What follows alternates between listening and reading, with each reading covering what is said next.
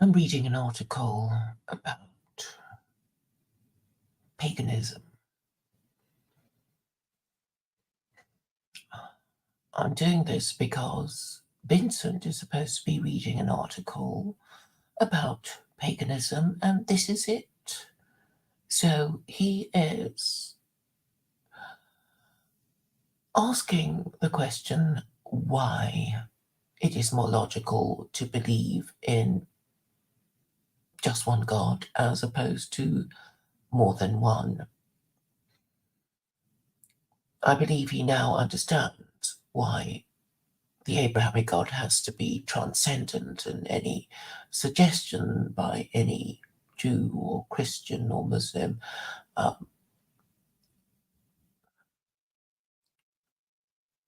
um, saying that God is immanent is incorrect, heretical even.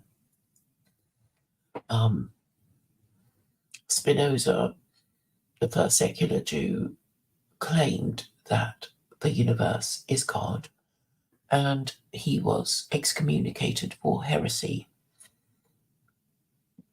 So, after a theological discussion, um, Vincent has decided that he would entertain the possibility that more than one God created the universe. And these gods are transcendent and exist outside space time, outside the space time continuum. So that is his position at the moment. After after a few intense discussions with a Muslim who has more or less convinced him that it is logical to believe in a creator who created the universe and exists outside it. So he wants to reject the theory of the Abrahamic God, and he has seen that proposing a universe created by more than one God is the way forward. So uh, so that he can change the moral laws to what he likes. But I don't think that's necessary, since we already we already have Jews, Christians, and Muslims who claim to believe in the Abrahamic God. They're supposed to impose a theocracy, but they haven't been able to do that. So there's been a bit of back and forth, seesawing between two two kinds of beliefs. The belief that God exists and has given us laws for us to follow, and the opposite, which is that we can make up the rules as we go along, or our ruling classes can. Anyway, the long and short of it is that Vincent is considering the possibility of more than one God creating the universe. And this is an article that he has said he would read, and so I am going to read it. It's about 14 pages long, but I will be stopping over when I get to difficult words. The title is The Old Gods as a Life Possibility on the Rational Feasibility of Non-doxastic Paganism. So lots of difficult words. Obviously, if you want a religion, you want it to be rational and easy to explain. You don't want to feel, well, silly. Um, Excuse me a moment.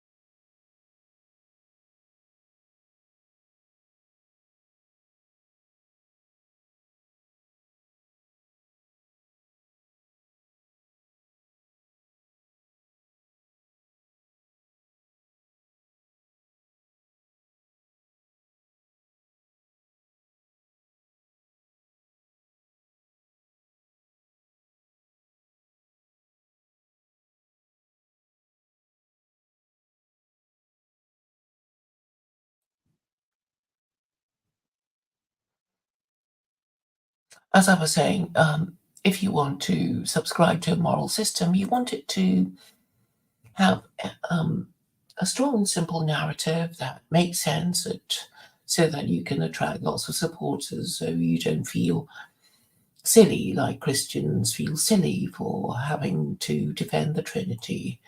Um, and they feel so silly that they just don't want to talk about it. Anyway, let's go to the abstract, which is a paragraph describing what this long essay I'm going to read to you is all about. So it begins: pagan revivalism is a growing trend in the contemporary religious landscape. Is it possible to be a neo-pagan without disregarding the demands of reason? While outright belief in the old god seems out of the question, I argue that is somebody called Carl Johan Palmqvist,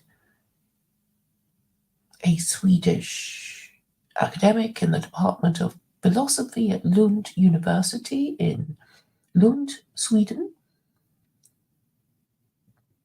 He argues that polytheism represents a live epistemic possibility and that non-doxastic paganism is therefore a viable option. Now, what does he mean by non-doxastic? I looked it up and it seems it's to do with belief. So I guess non-doxastic means that you have a pantheon of pagan deities, but you don't really believe in them. So I guess you just pretend to worship them, and he seems to think that this is enough. I mean, I think you can tell. I think you can tell what I think of such a suggestion. It continues. However, the rational non-doxastic neo-pagan should only commit to general polytheism rather than a detailed specific pagan pantheon such as the Old Greek or Old Norse. I also suggest that the ancient pagan conception of the divine as radically immanent must be rejected. So he's saying that even as you commit to polytheism, you must actually specify the deities that you worship. So what is the point? I guess if you don't actually specify them, you can't be ridiculed or asked to prove their existence. Introduction. After centuries of Christian hegemony in the West, pagan religion started to re-emerge in the 20th century. Today, growing pagan communities are a common feature of the religious landscape. In some European countries, neo-pagan organizations are beginning to have substantial cultural impact. But what about the rational feasibility of this development? Is it possible to resurrect pre-Christian polytheistic religion while staying true to the demands of epistemic rationality? Now let us look up the word epistemic. Epistemic meaning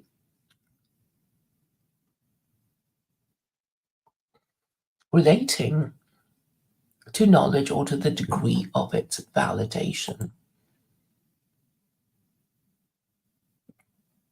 I guess it just means without sounding too stupid. The rationality of all religion is standardly questioned in the contemporary West. However, being a pagan seems more questionable than being, for example, a Christian or a Muslim. In our society, already the existence of God is a highly contested issue.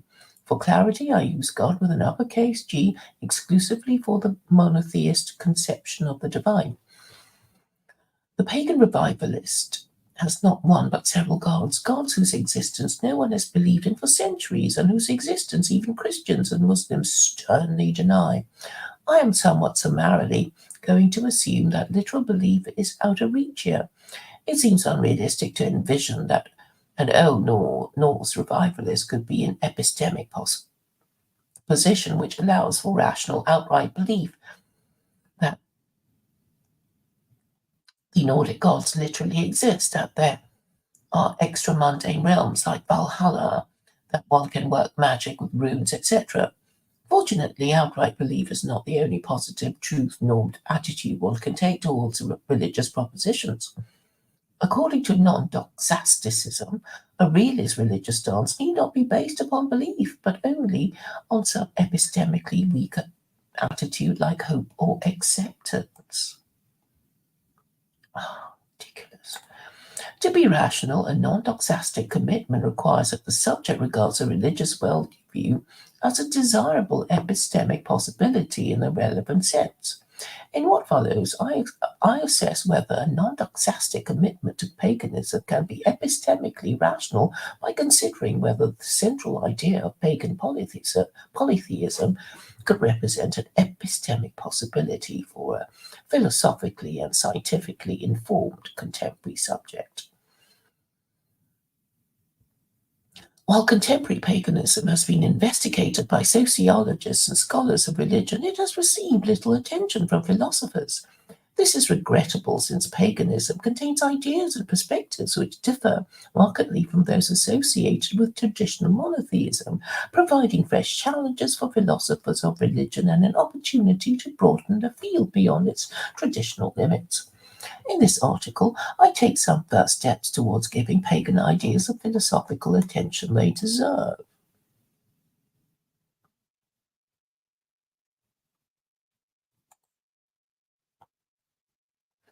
In pagan studies, there is considerable disagreement over the term paganism. Some view paganism as a wide-ranging phenomenon, including most historical and present-day religions outside the Abrahamic and Dharmic traditions. On the other hand, on the other side of the spectrum, Ethan Doyle White suggests a narrow definition according to which only pre-Christian European religion and its modern revival counts as a proper paganism. The pagan revivalism I'm interested in clearly connects with White's narrow definition, and I leave it to the reader to work out the implications of what I say for any other forms of paganism there might be. Before continuing, a methodological remark. Real life religion is messy with great diversity between groups and individuals concerning both religious practice and intellectual content. To deal with this, philosophers of religion usually concentrate on the central, most fundamental ideas of a religious tradition.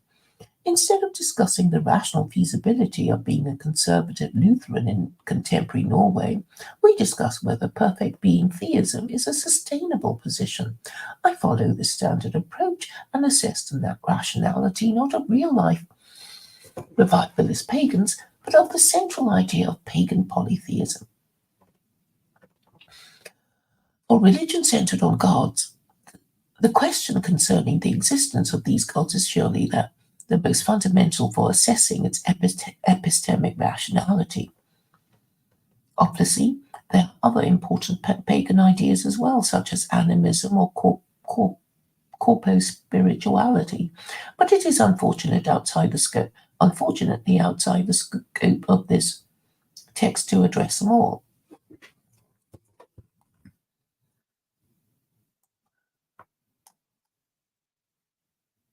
In the upcoming section, non-doxastic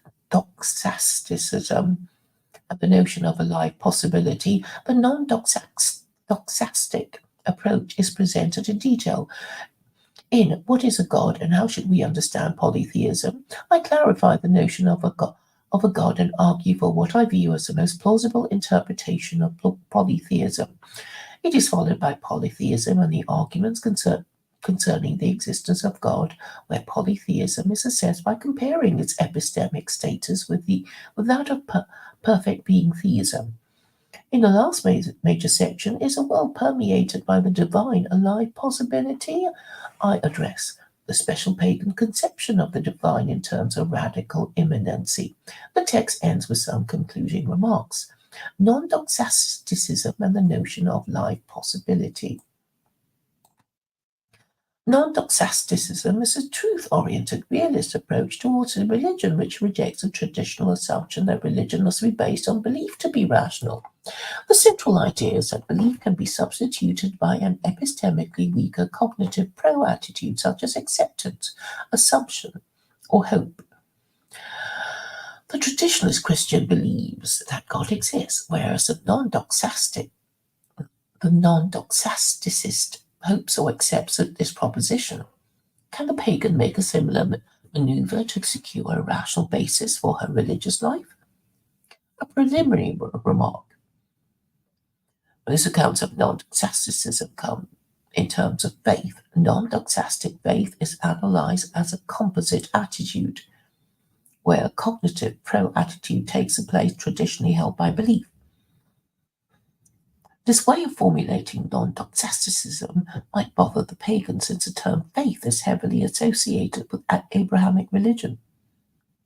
Therefore, it is important to see that non-doxasticism without faith is a real possibility. Hope is viewed as an alternative to faith rather than a constituent in its analysis. This suggests that a cognitive pro-attitude can function as a cognitive base of religion on its own. Also, I've previously argued that non-doxastic faith differs from what we ordinarily mean by faith, and that it must be considered a technical notion. If so, it would be unobjectionable if the pagan would prefer to call this technical notion something else. While details vary between accounts, the basic idea of non-doxasticism can be formally stated as two necessary conditions for us to have an epistemically rational non-doxastic attitude towards some proposition P. The following two conditions must be met. ND1. S desires the truth of P or judges the truth of P to be an overall good thing. ND2. S rationally believes the truth of P to be epistemically possible and neither believes nor disbelieves P. I take for granted that pagan polytheism can satisfy ND1. Paganism holds many attractive features like a strong reverence for nature and a down-to-earth religiosity. For people dissatisfied with the Abrahamic religion, the pagan gods offer a less hierarchical, less moralistic, and less patriarchal view of the divine. Paganism might not be for everyone, but it seems reasonable to suppose that these features make it a desirable option for a considerable number of people. ND2 is where the challenge lies for paganism. Can pagan polytheism be considered an epistemic possibility in the relevant sense, namely the sense which makes a religious life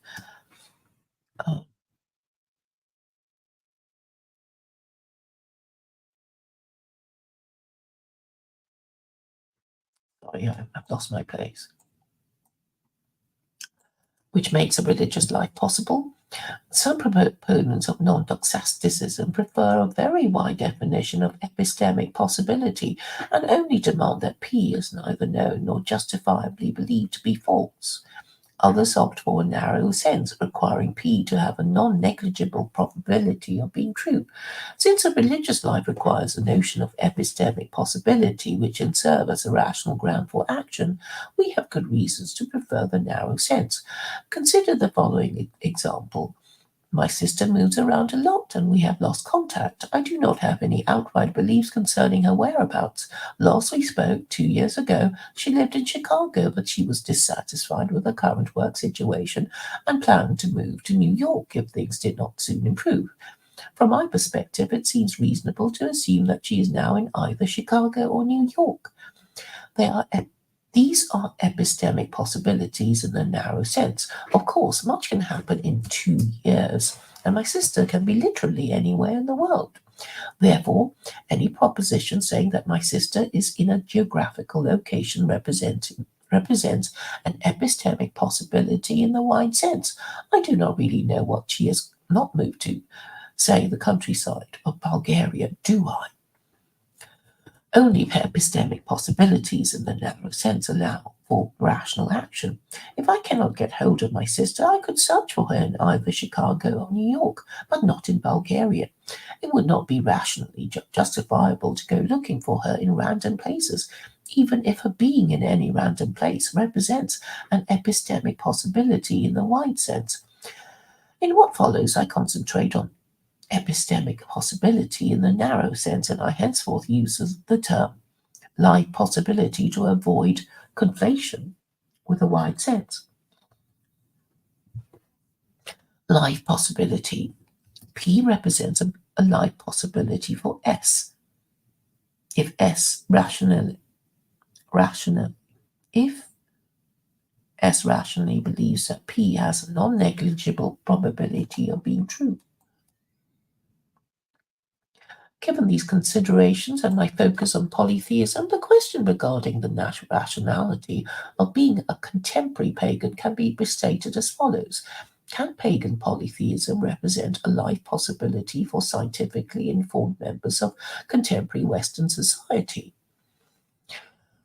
Much like traditional theism, a polytheistic worldview concerns literally everything, and assessing its probability in relation to all available evidence is a huge endeavor. Trying to keep things manageable, I only aim at a first approximation. I use two routes to assess whether pagan polytheism could be considered a like possibility. First, I compare the epistemic status of polytheism with that of perfect being theism. Taking for granted that perfect being theism represents a like possibility, I assess how polytheism compares when we consider some important evidence concerning the existence of God.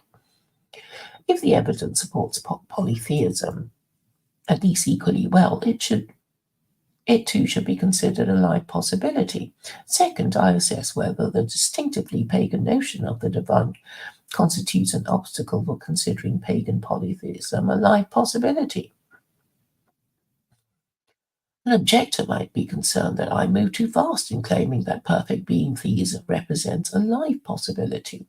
However, the very fact that a philosophical view is taken up for serious debate strongly indicates that it is an epistemic possibility to consider. Presenting an argument for P or minus P makes little sense if we do not regard P as a live possibility. Since philosophy or religion is full of arguments for and against the existence of God, it seems safe to suppose that perfect being theism represents a live possibility, or at least it is viewed as such by a majority of philosophers of religion. Before attempting, lost my place again, to assess whether pagan polytheism constitutes a live possibility, it is important to get clear on exactly what we mean by polytheism. This is the topic of the upcoming section. What is a god and how should we understand polytheism? In itself, the term polytheism only implies a denial of atheism and monotheism. There are gods and there are more than one. The further meaning of polytheism is dependent on what we mean by a god. It seems that polytheists cannot mean the same thing with God as monotheists do, since arguably there is no conceptual space for more than one omnipotent perfect being.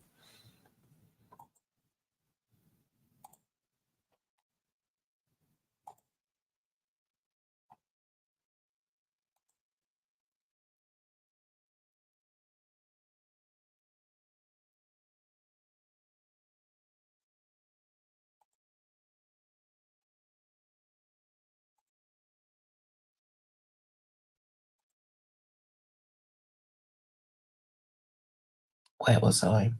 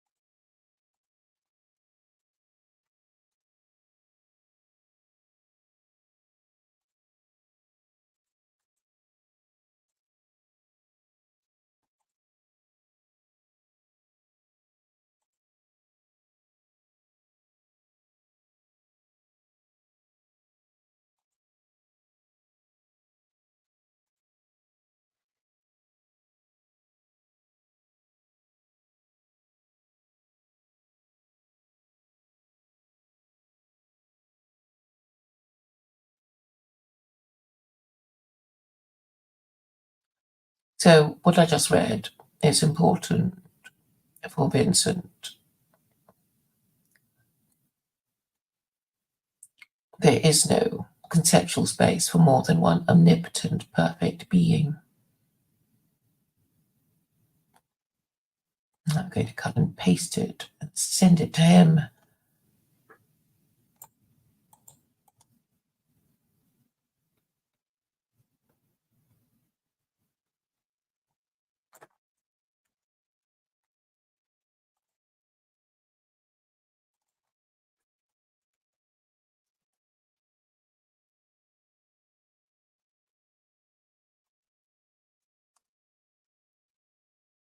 That's the most important part of the essay so far. Different proponents of polytheism tend to mean different things with the word God. There is no orthodox view comparable to the perfect being theism of Abrahamic religion. This should come as no surprise given the cultural and historical diversity of polytheistic religion. In order not to get stuck in the philosophical question of how to define a god, I employ an abstract concept of godhood wide enough to accommodate most existing notions. Polytheist notion of a god, a powerful non-human agent with the ability to influence our world in significant ways. The concept might seem overly broad since it includes angels and demons, but polytheism does not always come with a strict boundary between gods and other powerful entities. It might also be objected that we should think of gods in explicitly supernatural terms to exclude science fiction options, such as powerful AIs or hyper-advanced aliens. However, many pagans staunchly deny that their gods are supernatural, as they view supernaturalism as incompatible with their radical, immanent understanding of godhood. I find it hard to formulate a more precise notion which does not exclude important views or implement artificial boundaries. Sometimes the best policy is to go ahead and theorize with a vague but powerful notion. That course of action will be pursued here. In polytheistic religion, the gods are usually pictured as somehow organized. Individual gods are associated with some aspect of reality over which they are considered responsible, even though responsibilities might overlap and change as a religion develops. While not always benevolent, the gods supposedly care for the aspects of the world which they oversee. Together, the gods have dominion over our world, even though there might be other realms outside their control. Let us call such an organized collective of gods a pantheon.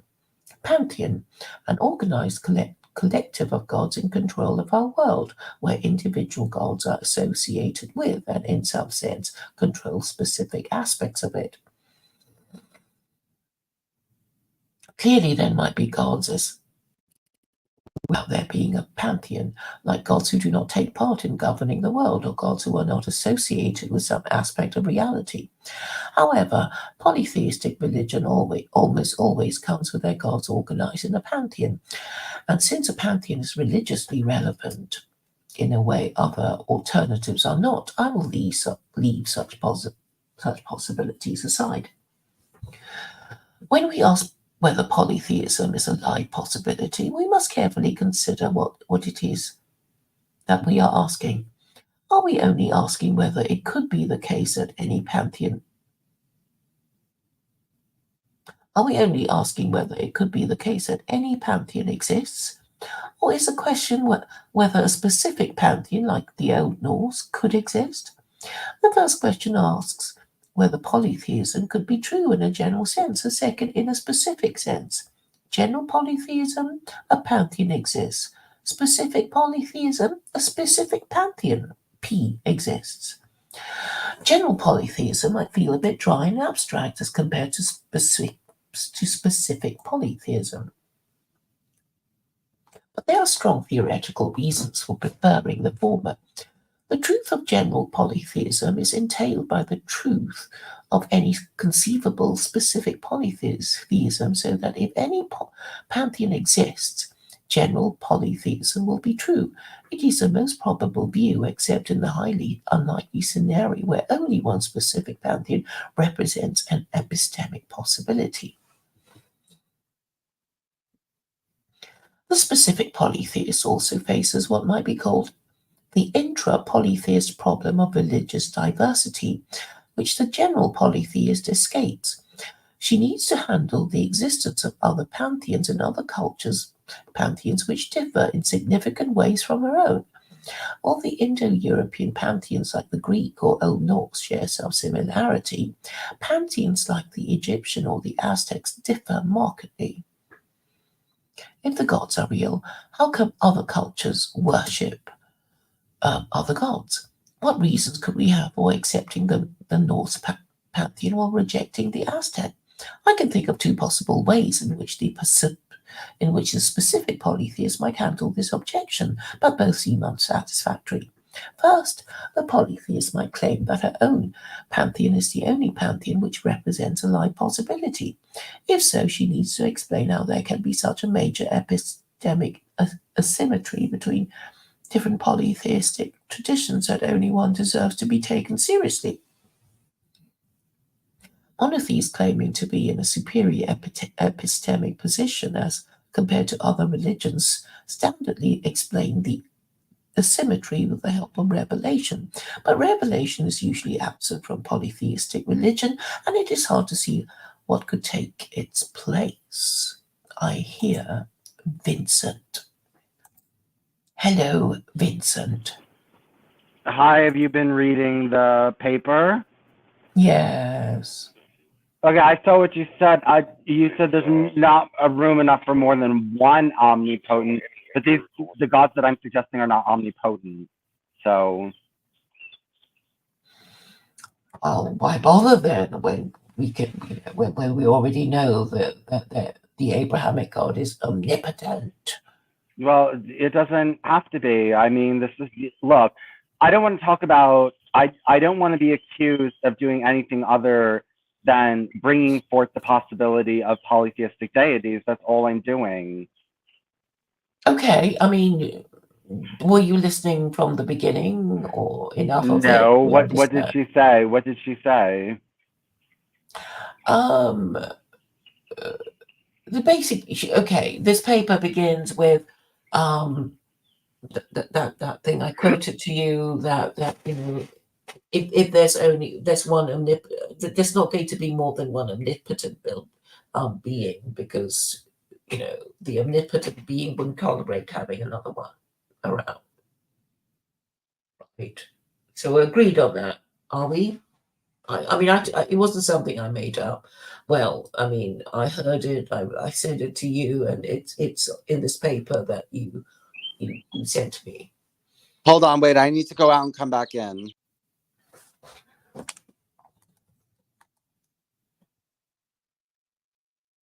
The second way to handle the problem is to suggest that all pantheons exist simultaneously, a view advanced by some contemporary pagan thinkers.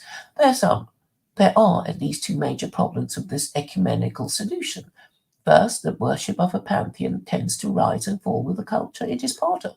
And how can the polytheist account for that? If Zeus literally exists, how come only the ancient Greeks knew about him? And what has Zeus been doing since the Greeks converted to Christianity?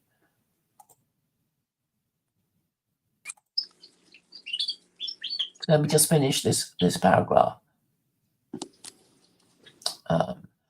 I think that the only way to make the idea that pantheons rise and fall with their civilizations plausible I think that the only way to make the idea of the pantheons rise and fall with their civilizations plausible is to suggest that gods only become powerful if they are worshipped. While this view of the god is surely possible, it seems highly unorthodox, and I suggest we choose general polytheism to avoid having to rely on it. Shall I continue reading until you want to say something? Yeah, well, yeah, I have to read the paper. Yeah, I mean, you can continue reading, but yeah, she's basically trying to give a formula for polytheism that works, right? She's trying to that works that, Muslims can't say is illogical. Yeah, but she also said, well, okay, this person is called Carl Johann, so I think that's a man, right? Carl Johann Palmquist or something. That's his name. So, uh, and so he says that we can't really prove the existence of the Norse gods or the Greek pantheon, but it's possible that they could exist. But then we have to ask ourselves, what have they been doing since they were replaced by Christianity? And then he begins to say, he also says they only become powerful if worshipped. Wait, but I heard that, but I don't even know if that's true. Who said that the polytheistic deities necessarily, absolutely, 100% indisputably have to be worshipped to have power? Who said that? Well, if nobody worships you and your God, it's arguable that you die, right? No, I don't know if the gods die. No, I don't know that. And I'm not trapped by any kind of polytheism that's existed on the earth before. So if other polytheists believe this, I don't necessarily have to believe it. Okay. I mean, you can say, well, if you think of the Abrahamic God, I mean, I suppose it's possible to imagine a situation in which no one on earth worships God. Or, well, okay, we can think in theory. But if he is indeed omnipotent, he might do something to remind people who have forgotten him about his existence. You see, in theory, I mean, if he does exist, obviously. I mean, even now in what we might describe as a godless world, there's still over 6 billion people who are supposed to believe in the afterlife, and that's more than half the total world population. So their numbers are not insignificant. I know, but I'm not necessarily just ceding the territory saying that polytheistic deities need to be worshipped in order to be powerful. They're not all powerful. And I mean, maybe Allah and Yahweh are very powerful gods. Maybe that they have a way of being very powerful, and I don't know if it'll last forever. I don't know if it's going to stay this way forever, though. I mean, there's a resurgence in paganism, so we'll see. The war's not over yet. Yes, I mean, it's really all about investigating all these different systems and deciding which one we should adopt for best results. Because we already know how traumatic it is, to change religions. You don't want to be doing it, 10 years later. So you might as well just choose the best one available and, put your heart in convincing people of it. Well, I'm saying monotheism is not the best system available. Well, that's only because you don't like it. No, there could be monotheism that's not Abrahamic. You could have a monotheistic God that's not an Abrahamic God, and it's possible. I still don't believe in that. I don't think any monotheistic God is good. Why not? Because it creates a monoculture and like a one world system or a one world order and a focus on a one type of personality. You need many different personalities to run a society, and no God is going to get it all right. So you might as well have competition.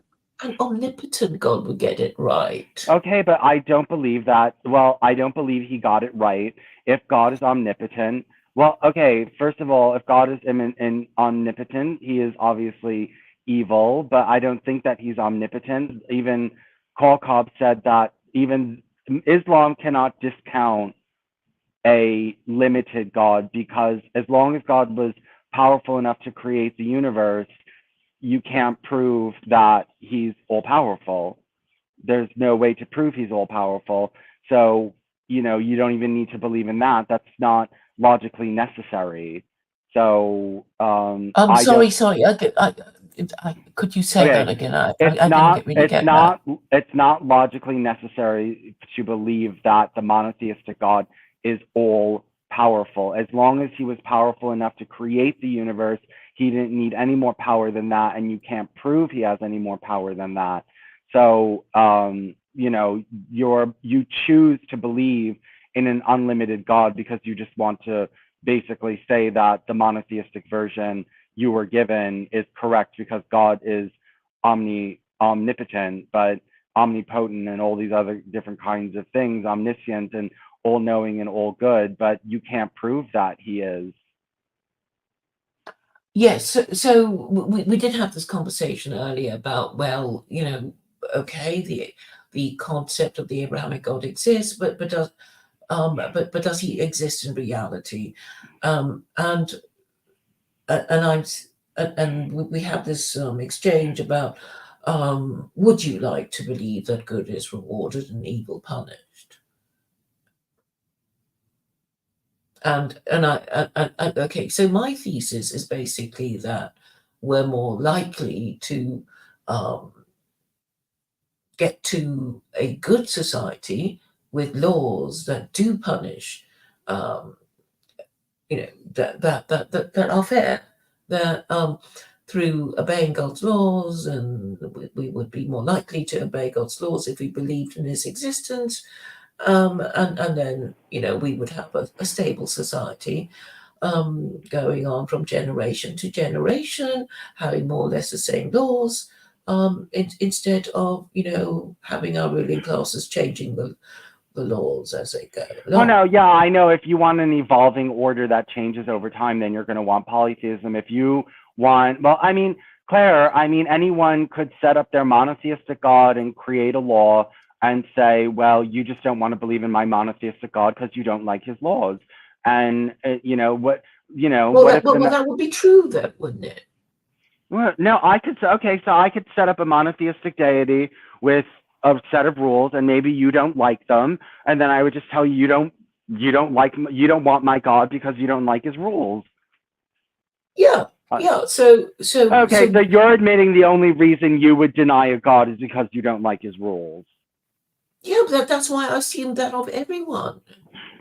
Okay, so you think So okay, so let's say there was a committee of polytheistic deities that made up their rules, and I would just say the only reason you don't want to be a polytheist is because you don't like their rules.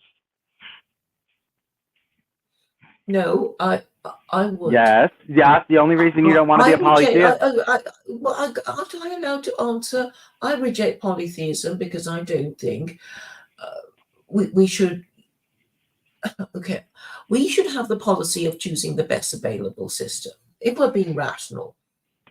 No, Claire, you're going into a different point. You're saying that anyone who rejects any God, the only reason they rejected it is because they don't like the legal system that the God has made. So I'm accusing you of rejecting polytheism because you don't like the type of legal system it creates. Well, I mean, you could say you could offer me this option. It's going to be secular Quranism, but you have to believe in you know, all these different gods. Oh, Claire, you're missing the point. The point is that you're guilty of what you accuse everyone else of doing. You only reject things because you don't like the culture or rule system or morality that it creates. Well, that's a good reason for rejecting a moral system, isn't it? I mean, I'm basically saying no, but we should choose the best system. It's not necessarily the system that I like. Okay, you're accusing everyone of not becoming Muslim because they don't like the legal system.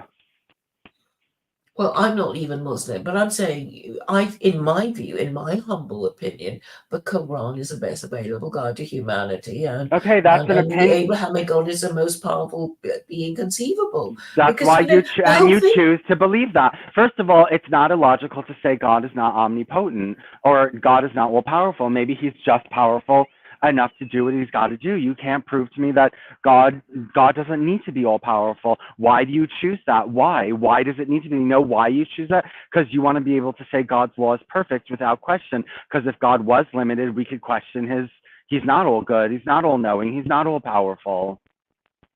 Well, obviously, now that the Abrahamic God has been around for so long, you can't be worshipping a less powerful God.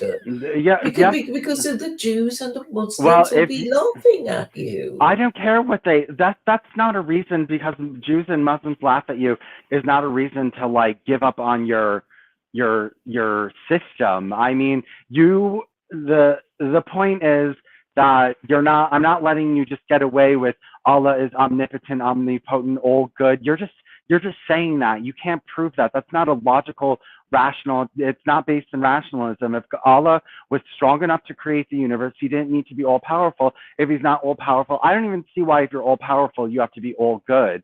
But let's say those two things go together. Well, now Allah is not all powerful, and so therefore he is not all good. Okay. If you're just choosing, you chose Allah to be the way he is because you want his system to be infallible. No, I'm just saying it's logical to choose it's not, the it's most not powerful God. It's not, if you want to worship the most powerful that's God. if you want an infallible God, maybe, but maybe people don't want infallible gods. How can they not want an infallible God? Because you don't want a God to be saying, "Oops, I made a mistake. I sent such and such a person to hell instead of heaven. I got their names mixed up. Oh dear." Okay, such a silly God, me. No, oh come on. He can be strong enough to do everything he needs to do properly. He just doesn't need to be all powerful. He doesn't need to make mistakes like that. Like you said, he doesn't need to be stupid enough to make mistakes on that level, but he doesn't need to be all good. But look, the concept you just want him to be all good so that nobody can question what you're doing. No. I'd say if somebody else is already worshipping the most powerful God, it would be silly of me not to. Okay, and try and equal that. And what is this all-powerful God doing for them? Keeping them in existence. Okay, and what kind? This Asiatic existence. Like, let's exist in a mud puddle and tell everyone, look how we've existed. Like, that's just, existence is not enough. There needs to be like quality to life. There needs to be quality. You know, Asiatics, they don't think about quality. They don't, like the Muslims, the Hindus. I'm sick of listening to the Hindus. We survived. How do you survive? Nobody wants to live like that.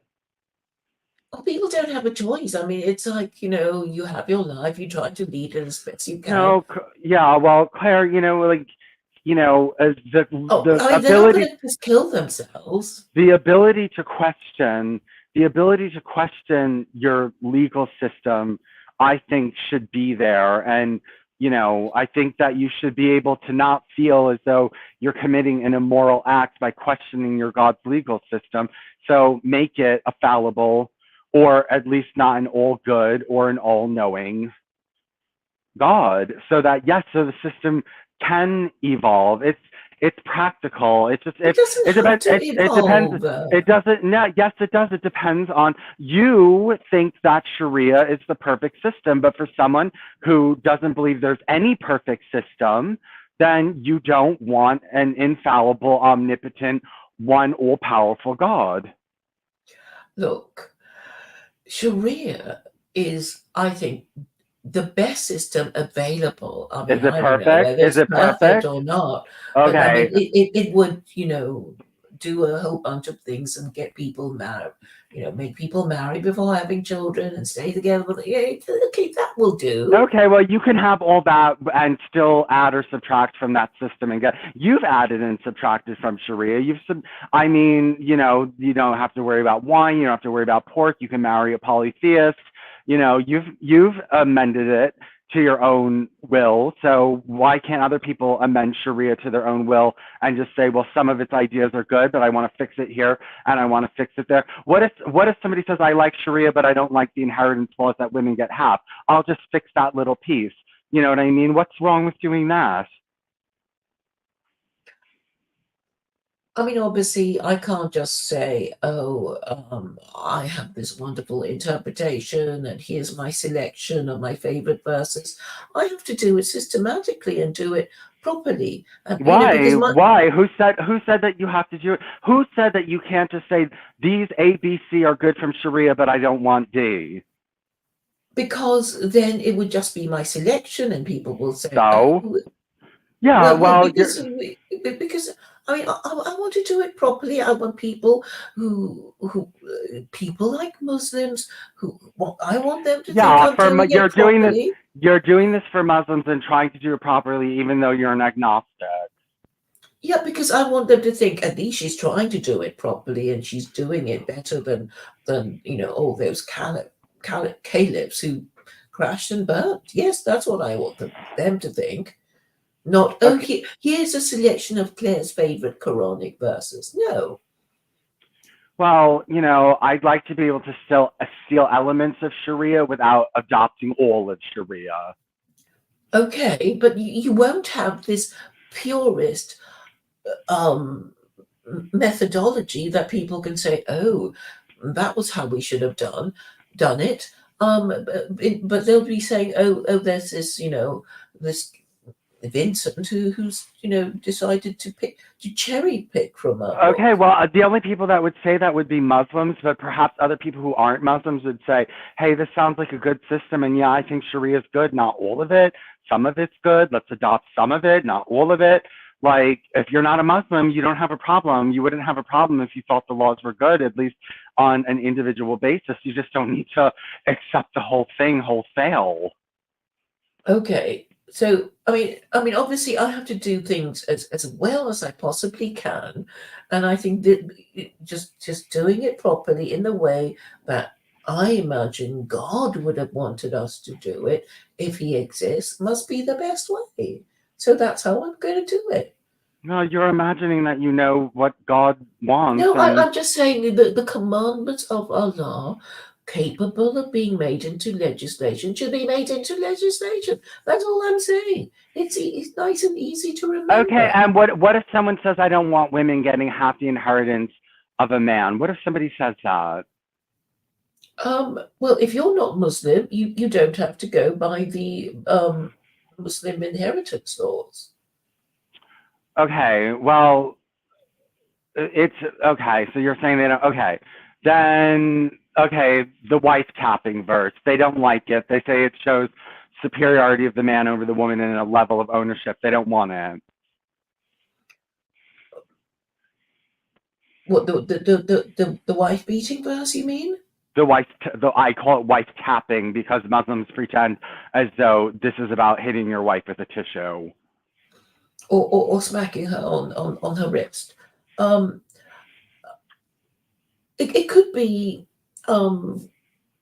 another form of feminine privilege, saying, well, the wife gets all these opportunities to correct herself, while the man doesn't. The woman. Yeah, but she can't like take out retribution on him. It's not a two-way street. But what if they just said, okay, so I don't want to. I like all of Sharia, but not that. Thank you. I'll steal everything, but that verse I'm not really interested in. Thank you very much. Okay, then I mean, I will get the reputation for being the purist who will insist on following, obeying all the commandments of Allah, and that will make the Muslims. Okay, and who else is going to care about that besides Muslims? Men who want to marry. No, and discipline their wives.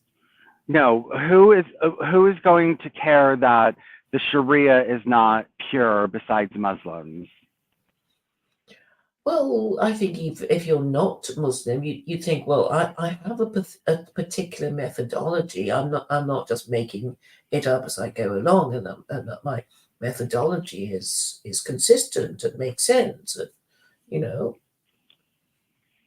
Well, I don't see what slapping your wife on the wrist has anything to do with methodological consistency. Well, because the whole idea is that, you're supposed to, commandments are to be obeyed. So if you're going to be, doing this sort of thing, you might as well do it properly, whether you believe in God or not. Okay, well, I'm just saying in my system, you can steal whatever you want and fuck the Muslims. I don't care if religious Muslims are, gonna complain. If other people like Muslim laws, then just steal them without believing Allah is omnipotent, omniscient, the only one true God. You don't need to believe any of that. Just steal the laws that work and leave the rest. Okay, but they won't respect you. What if these are them adopting laws? I'm going to people and saying, you like these laws, adopt them. And then what's to stop them from adopting them? Well, I guess you would be going to your ruling classes and they'll think, oh, it's just some crank. No, unlike you, I don't go to the ruling classes. I would go to the people and I would say, hey, do you like these laws? You should promote these amongst your ruling classes, that these laws should be, put in place. Some of them are from the Quran, some of them are not. Some of them, they're just good ideas. These are a list of good ideas. And Sharia might have its good points, but it has its bad points. We don't want to live like Muslims. We don't want to be Muslims. We like some of their culture, not all of it. So just take what works. Okay, well, I want to get things done quickly, so I would have to go straight to the top. And the people at the top want something that's kind of high status and coherent and not just, something put together by me. With just, oh, it's just my favorite verses of the Quran. Mr. Member of the ruling class, he's not going to take it seriously. Okay, is alcohol allowed to be transported in Muslim countries? Are you allowed to set up a bar in a Muslim country? Yes. In any Muslim country, you're allowed to set up and sell alcohol. There'll be licensing laws. No, I'm talking about a real Muslim republic. Are you allowed to just open up a bar and start selling alcohol in an Islamic republic? Not some secular Muslim country. I'm talking about one that actually runs as close to Sharia as possible. Are you allowed to do that? Okay, I don't know. I know that you can certainly get alcohol in Turkey. I'm sure in Iran you can. I know in Malaysia you can get alcohol in hotels and restaurants. So, it's not a big deal. Okay, I mean, so arguably licensing laws are Islamic. It's regulating the supply without banning alcohol altogether. are you telling me that every single law that would be applied in a purist Sharia theocracy will be applied under secular Quranism? Every single last law? Well, whatever is in the Quran that is arguably Quranic would be applied. Okay, well, they're not going to view you as being a purist at all. First of all, Quranists are not viewed as purists. You have to accept Hadith, and you would be viewed as a heretic. So you are low status because not only are you, okay, you're doing worse than being a kafir, you're adulterating the religion. Well, I think I have a better system. Well, than maybe what they have. maybe you're even lower status because you're a corrupter. My therapists hate you because they believe that you're just corrupting people's religion.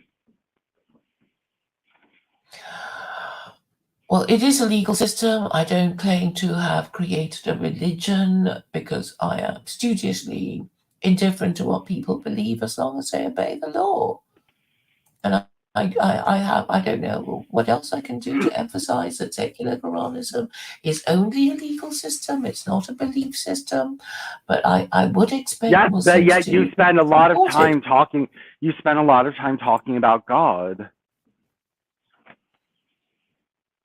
Yes, and I do it And in you have a order vested to make interest. it easier for people to kind of entertain the idea and be more likely to support it. You have a vested interest in God being one and unlimited. Well, I obviously want the my theology, as I understand it, to be as close to theirs as possible for max maximum support. Okay, well, you're I still mean, a there's heretic, no so point, just you're being still a different for the heretic. sake of it. You're still a heretic, so don't go running around calling yourself so high status. Okay. I mean, obviously, I'm not a Muslim, so they're going to call me a kappa.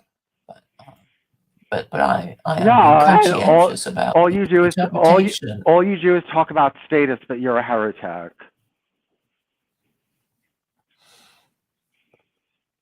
Okay. Yeah, so how is a heretic supposed to get anywhere? Well, I mean, if they think they can just get everyone to convert to Islam and be Muslim, be a Muslim majority country, then they can try it themselves. But their efforts are not really that appealing, are they? Do you think, what's his name, Corcab and Kebs, or do you think their methodology has worked on you? A little bit. Qualcomm worked on me a little bit. I mean, I had to redefine, or I had to define what I mean by polytheistic deities and where they reside and what they do, and because I had to make it. Well, I still don't know whether everything that he told me is true. I don't know. I mean, I would like to get a logician who's trained in these things to ask them, is it really true pantheism is proven wrong? Is it really true that this? Is it really true that that?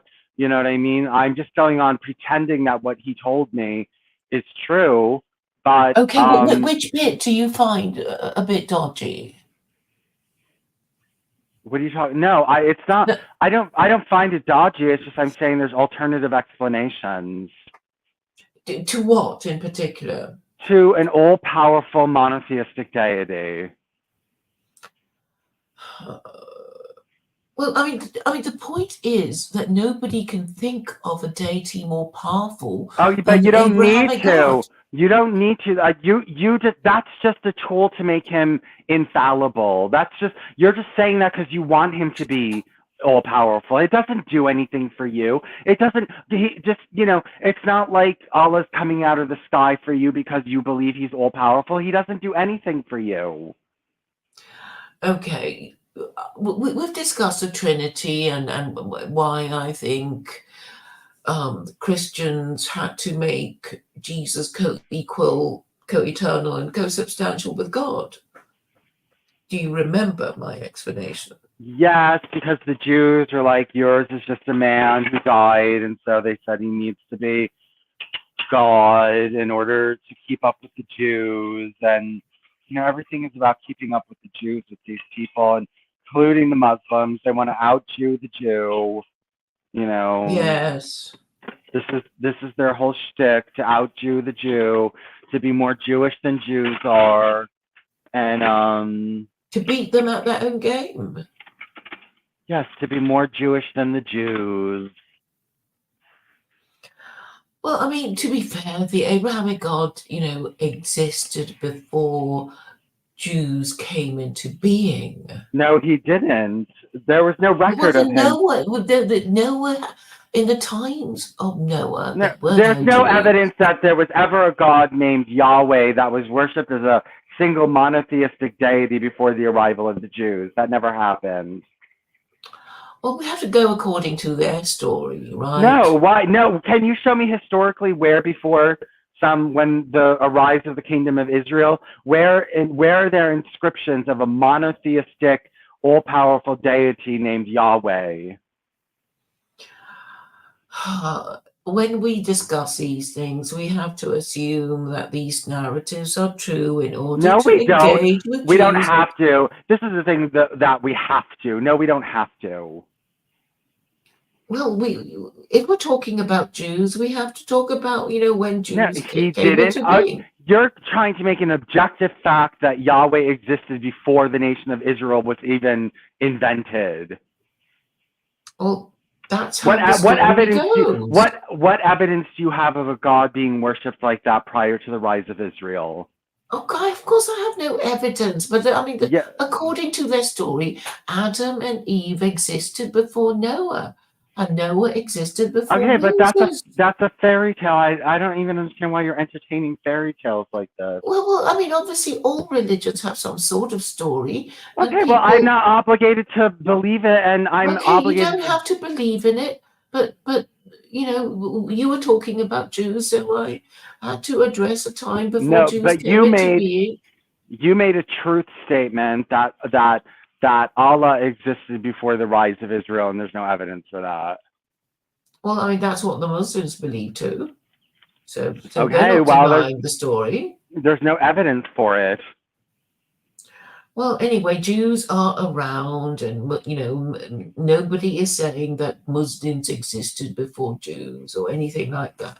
And Christians are more powerful and numerous than Muslims, and have done all the inventions and all the wars and all the colonials. So, I don't think Muslims are living very well. They seem to be subjugated, and so Things I change. It's a race, isn't it? You well, know. yeah, and then you say anyone who's in the race against you is not going to make it. Yet you're in second, third place after the Jews and Christians, and you're just talking to everyone about how wonderful your system is, even though you're in third place. Well, if we don't do anything pretty damn quick, we'll just fall a bit behind even more. Well, who wants a third place religion? Why is it third place? Okay, so what is your religion just going to zoom straight to the front? What? Well, I'm not claiming that my deities are all powerful, all knowing, and have a perfect system for humankind. So I'm not burdened by the fact that maybe I'm not all the way at the top yet, because I'm still figuring it out. The pagans are still figuring it out, where you're supposed to have it all figured out and have the perfect system, yet you're in third place when it comes to world power. Well, I think the Jews are mostly not practicing, and Christians are mostly not even believing in God. It's only a cultural Yet affiliation. they still have more power than Muslims do, and have traditionally had more power than them for centuries. Well, that's because the American empire is still standing. Yeah, well, I mean, Christianity did a lot better. They're still in third place. I mean, you talk about status, and that's all you talk about, and you don't even have your religion doesn't have the status, and then you're a heretic from that religion who has no status amongst Muslims, and all you do is talk about status. Well, obviously, we have to talk about a hierarchy because, Which is we you're should at the understand. bottom. You're at the bottom. You're like, the Well, bottom of the three Abrahamic faiths when it comes to power, money, invention, civilization, contributions. You come in dead third. Christianity is, well, not doing its work. And you can't use Judaism, so it's only Islam. It's nice and easy to Well, there's choose. no Noahidism which you can use, but I'm saying that, it's just that maybe people want something that's not supposed to be infallible, and maybe they look at Sharia and say, maybe it's nice, but I'd like some aspects of it to change. Muslims don't even implement Sharia because they don't like it. Muslims don't implement Sharia in their own countries because they don't like it. Yeah, and the reason why the eternal victims of Western imperialism is because they can't follow their own book properly. Well, it's what use is a set of rules if it's not anything anyone is ever going to follow anyway? What use is it? Have Well, Muslims it'll ever be useful if have people want to follow it again. have Muslims ever followed the Sharia exactly as they're supposed to throughout all of history? Have they ever done a good job? Well, the rightly guided caliphs did. Did they? So they implemented perfect Sharia theocracies, and then why did they collapse? Why did people rebel against the law? What use is a law that everyone is Yeah, constantly rebelling against? because they became. See, I think monarchy is a problem. So the four rightly guided caliphs of the Rashidun were constitutional dictators. They were caliphs. Caliphs are not kings. So with the first four, right, inherited from each other. They weren't related. But after that, the caliphs became kings, and that was their problem. Well, the point is that in nobody's maintaining this system. They don't want it. Muslims don't want it, and just this is They don't know obvious. what they want. Okay, they obviously don't implement it the way it's supposed to be implemented. Yeah, well, I think we can once we Well, understand the problem.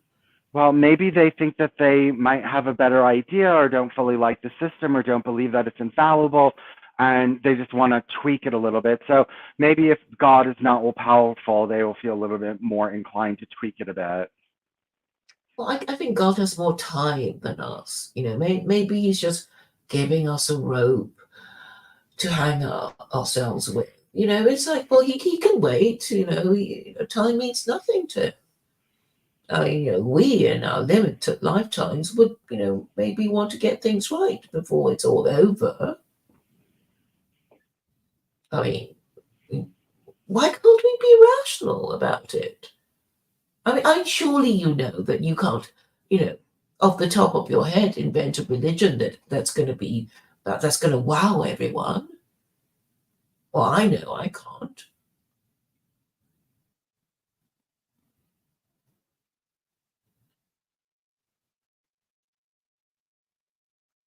The best we can do is say that we can interpret the Quran better than those silly Muslims.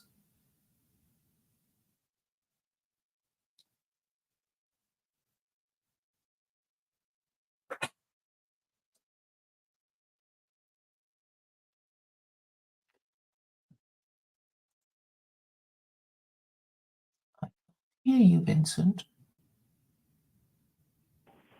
Hello? Hello. Hi, I got a phone call, so I got dragged away. But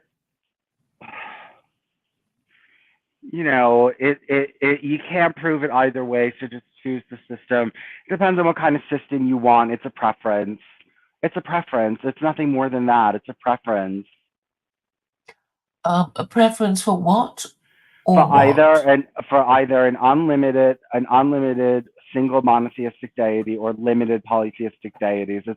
It's if you're going to choose, like, you have no right to really choose one, but if you do choose one, it's a preference.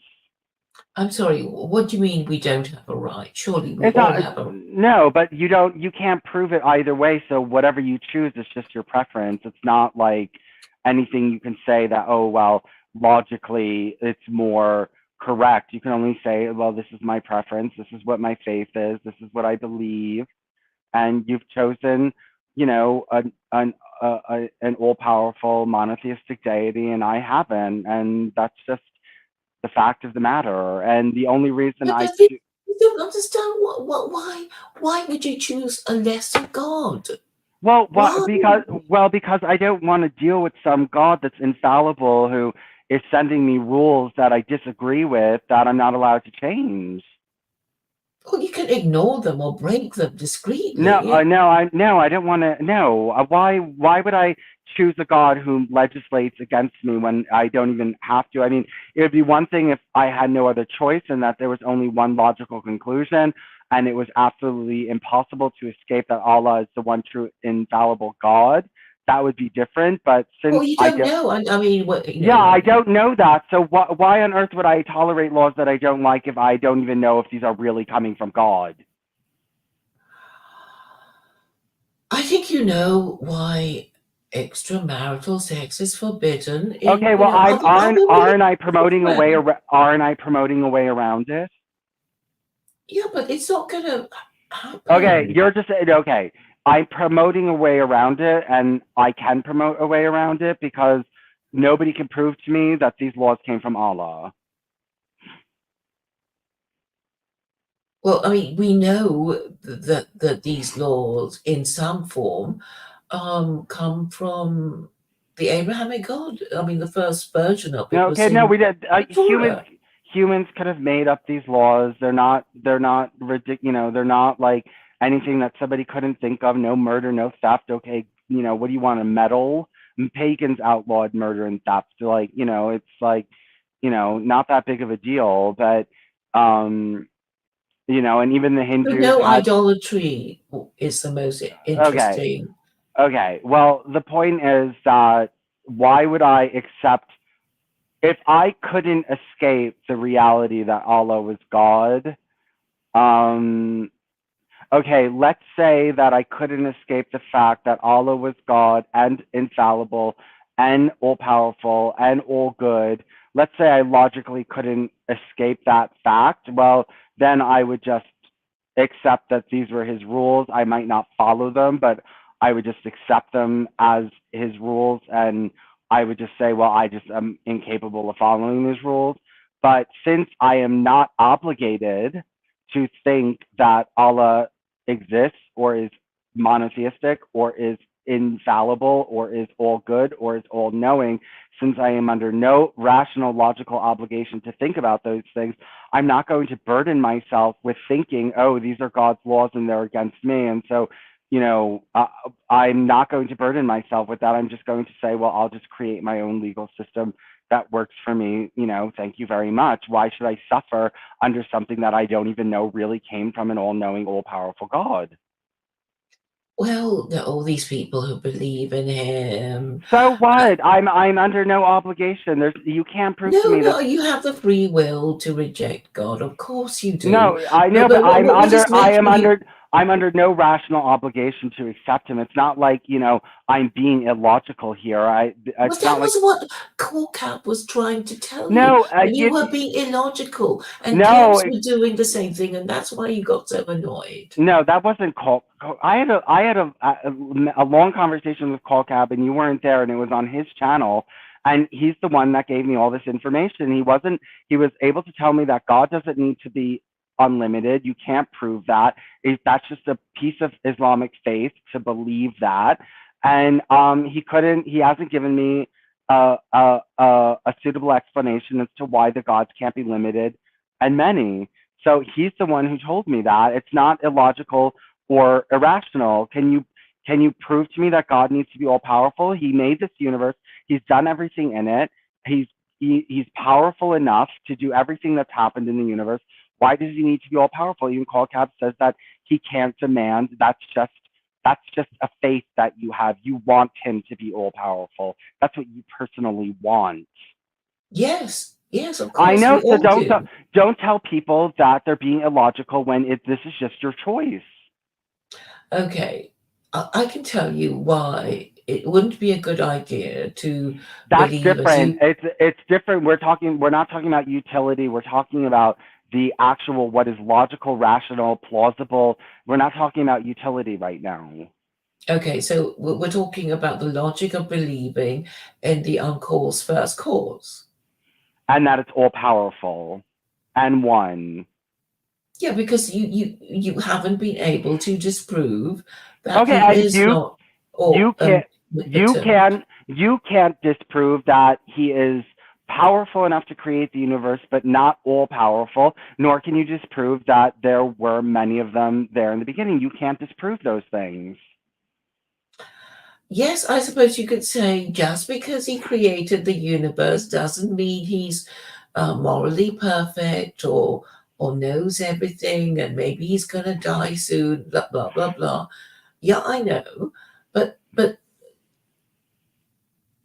as far as we know, because the universe is carrying on, there is no reason, if we're inclined to believe in God's existence, to disbelieve in God's existence, because the bargain he made with us, he has not broken.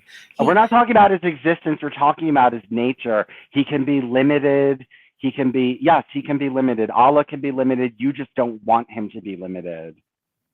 Well, obviously, you don't want your God to be weaker than Yeah, the because most powerful God conceivable. you don't question this whole system that he's designed, and you just accept it as it is. And so therefore, because you've accepted it, you want moral authority over other people, and you want to claim that your God is all powerful and all good, when that's just your opinion. Well, the whole point of the Abrahamic religions is these Jews, Christians, and Muslims who make this claim. Okay, well, it's just a claim. I mean, it's just a claim. Good Which for has you. not been disproven. And can you disprove that God is not all-powerful? Can you disprove that? Can you disprove to me right now that God is not powerful enough to create the universe, but not all-powerful? Disprove that to me. Because Colcab says you can't disprove it. Well, no, you can't disprove it. So what we have here is you. Okay, so why do you prefer to think that God is not all powerful? Because when he could be. Because I want to be able to question God. Well, you do. Everybody questions God, even those who believe in it. Okay, well, I want to be able to question God, and I don't want to be bound to a certain personality or system. Well, you want to be talking to the same person, the same being. No, I don't want to be bound by one personality or governed by one personality or have only one legal system that is set in place that does not move. I want there to be more than one God. It's like, I'm promoting more than one parent. You don't want just one parent, because then they can be a tyrant over you, and it's everything. At least when you have two parents, they can mitigate each other. You can go to one parent if the other one's being abusive. If you have aunts and uncles, you can go to them. They might tell your parents they're doing it wrong. Other people have influence. I want the state to be able to come in and take away the child if the parent's being abusive. I want there to be like people, like I want many people, I want many gods.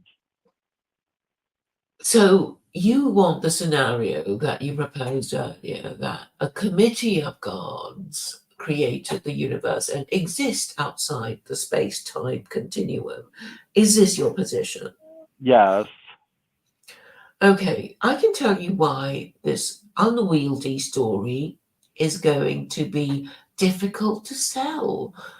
Maybe I don't even need to tell you that.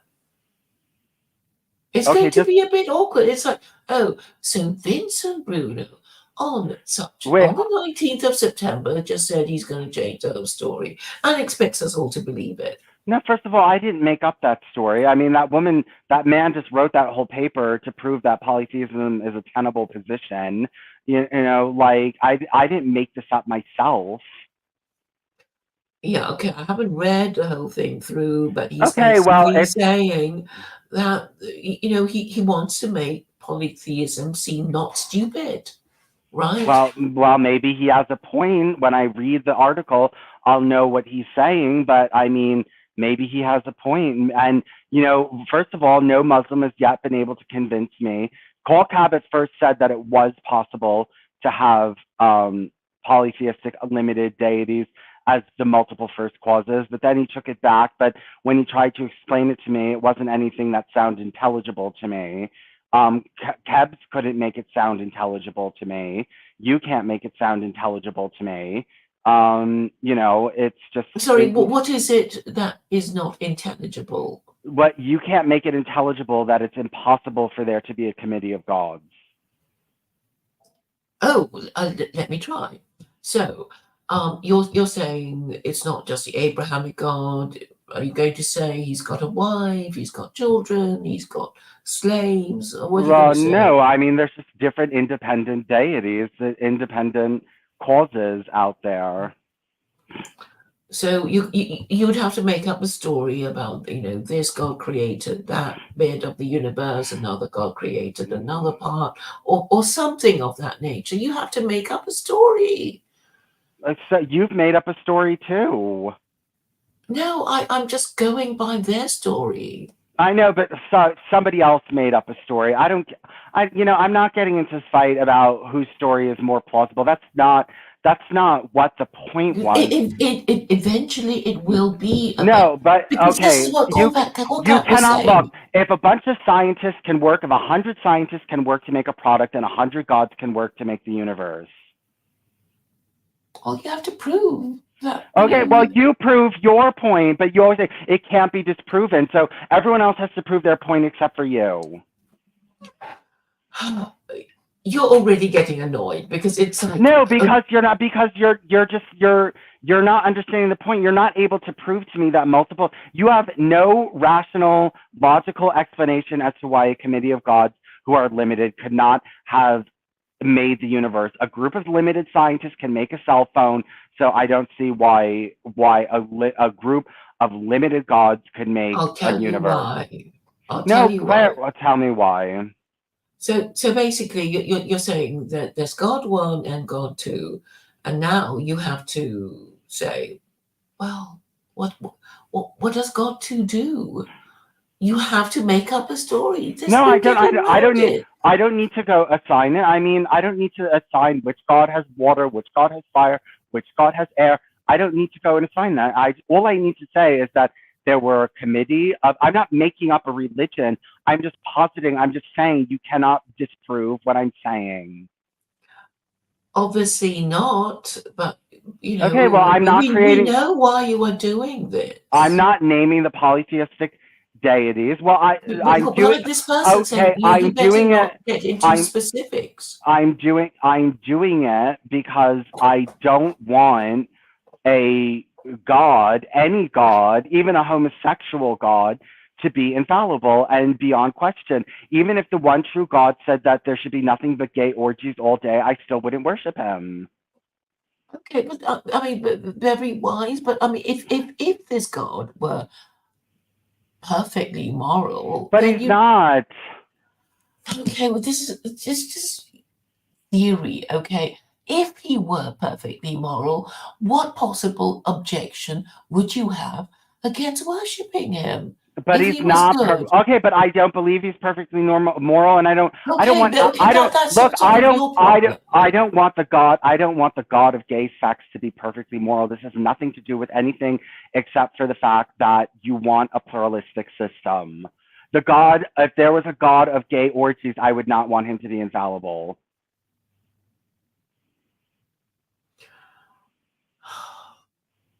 Why not? Because I don't want to be trapped under a single personage and legal system and law. It's not, one deity, it's not, they're never going to seem infallible to human perception. There's going to be something that deity is doing that I don't like.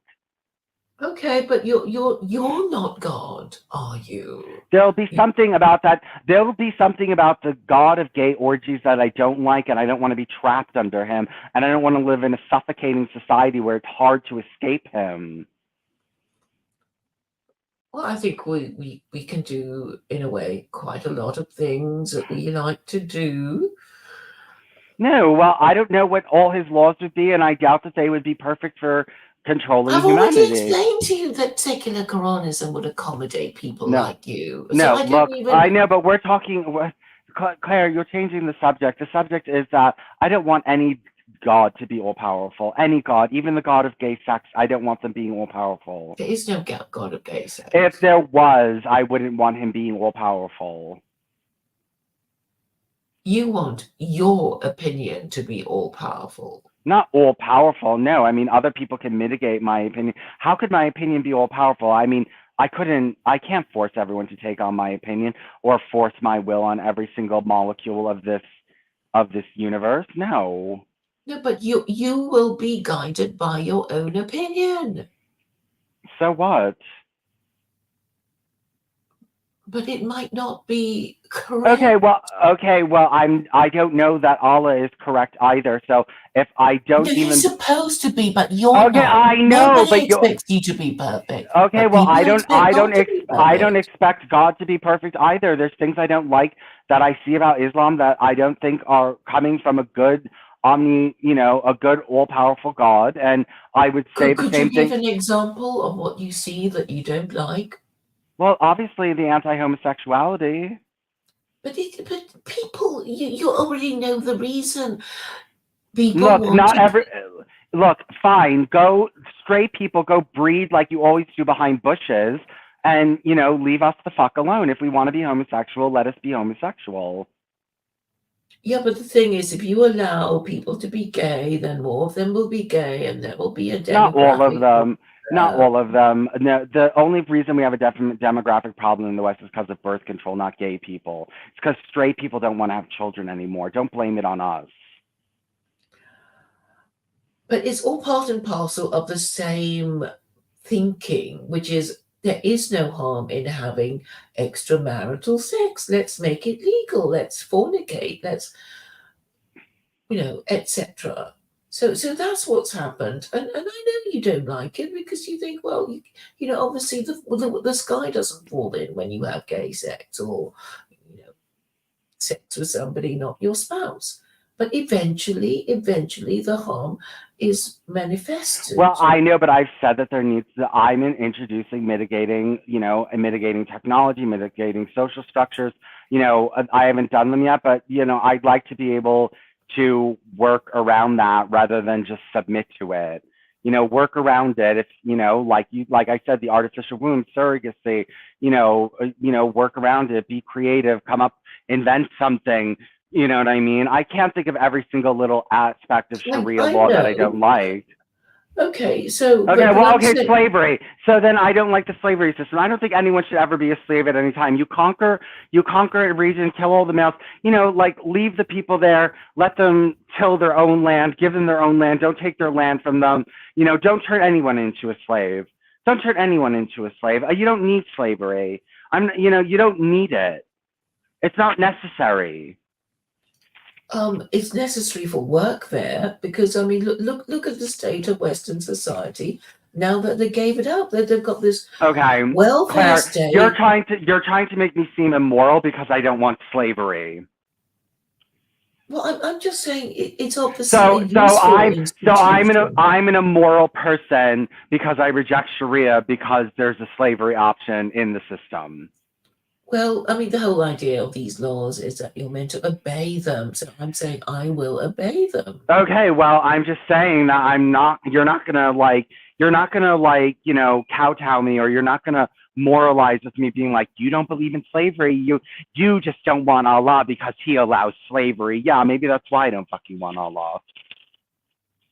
But you know the social purposes of slavery. No, I don't think that they're good, valid, or worth it. So no, I might reject Allah on that one thing alone. I don't want any kind of slavery laws. I don't want it, whether it's passive, active, you let them go after a generation, or when you have a child as one of your slaves that becomes a Muslim and is free. I don't give a shit about all the mitigating circumstances. It's not something that I want to participate in. Okay, but it's worked over many. Oh, then why has everyone abolished it, even Muslims? Well, because they and this is, what about quality of life, Claire? You Asiatic people, you just discount quality of life. You can live as a slave, can't you? You could breathe as a slave. You might get some crumbs to eat. You might have some tethered clothing to put on. You know what I mean? You can live in mud. Claire, you can live in rat-infested apartment buildings and everything. You could live. It's not like you're going to die. You know what I mean? But who wants to live like that? Well, I'm certainly not suggesting that, the slave quarters would be rat-infested. No, well, being a slave is not something that anyone wants to be. No, there's lots of things people don't want to be, but it's necessary sometimes for correction and punishment. Certain ends. Slavery is not about punishment. Slavery was about when you gain captives. Well, the punish for losing the war, or the punish for going bankrupt. Okay, well, I don't think that they should be enslaved. So anyway, now, the only thing that you have against me now is ha ha ha, Vincent, you're so immoral, you don't want slavery, you're questioning God. You're being satanic, yes. Okay, well, it's such a great system. You've already got all the weaponry. Well, you know what, Claire? Go to the world and say that anyone who rejects slavery is immoral.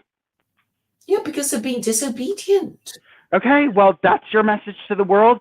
See how far that gets you, even amongst Muslims. See how far that gets you. Well, obviously, I have to show that my interpretation is different from theirs. So yes, there will be licensed brothels and there will be slavery. And Okay. I think white people sort of understand that they need to be more competitive in their labor force. Okay, fine, Claire, you want to believe in an unlimited deity so that you can promote slavery. Go ahead. Well, other things too. I mean, it doesn't have to be, being whipped, picking cotton and stuff like that. You can be well treated. What are the laws for protecting slaves in the Quran? Well, it does make frequent reference to freeing slaves as an act of penance, and all slaves have the right to manumission. I mean, it's for people who have lost their homes and don't want to starve in the streets and are still capable of work, Okay, this is your argument. Yeah, so the Western labor force needs to be more competitive, doesn't it? I mean, it's just like it's become a racial thing now. It's like the only people who do any work are non-white people in white countries. And then you're surprised you're being replaced. Come on.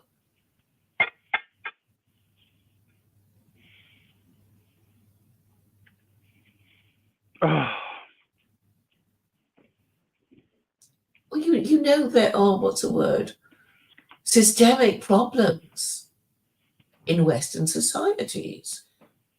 I mean, you need something, a powerful narrative and a powerful idea and very firm rules to change things around. I mean, it's so obvious. It won't be changed by us saying, "Oh, please, would you mind? Why don't we?" We can't. They're not going to listen to us. It will have to be the voice of God.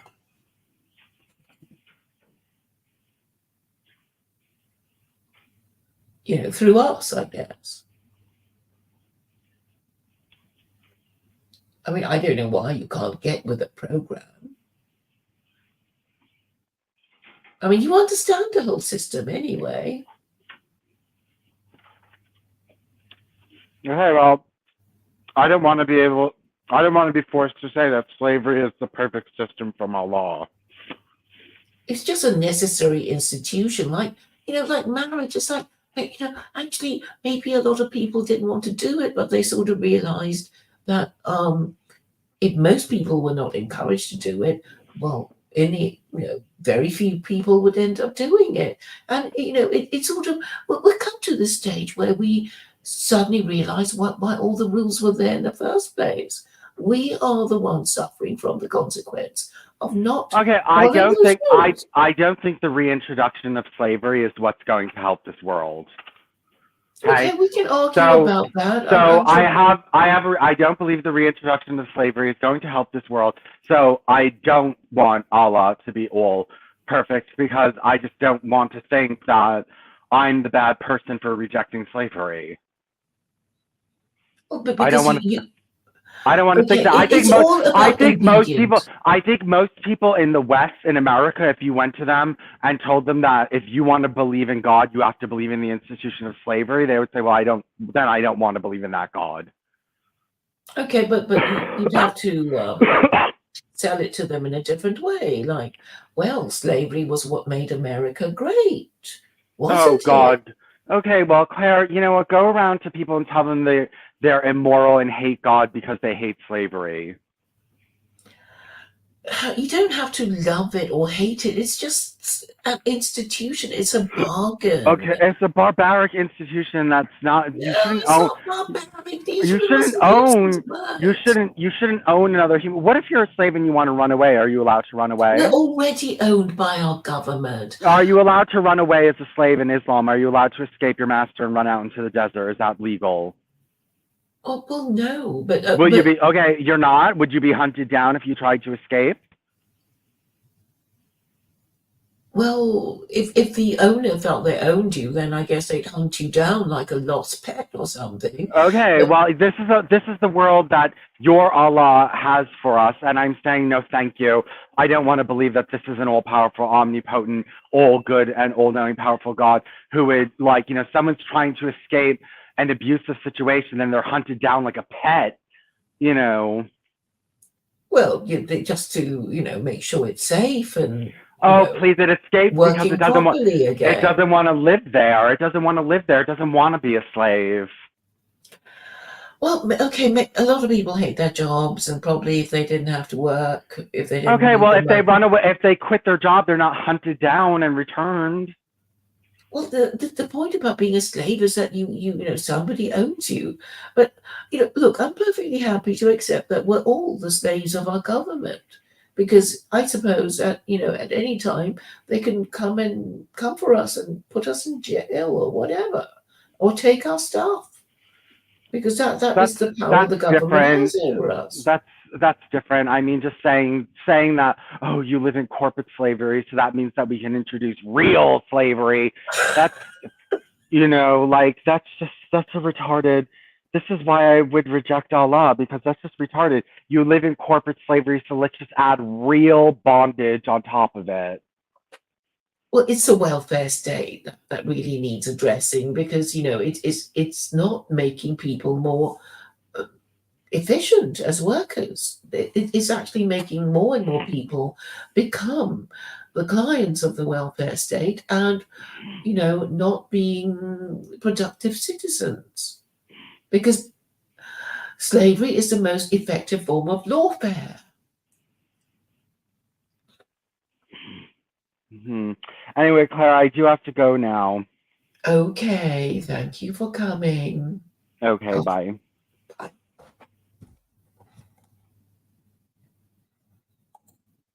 I will try to finish.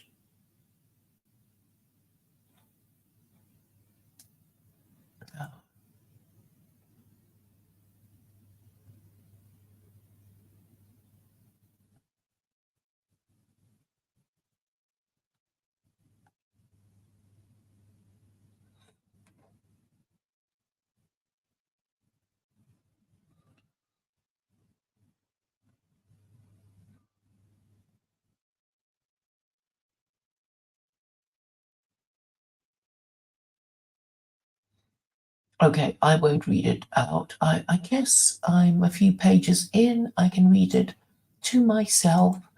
So that's what I'll do. Thank you all for coming.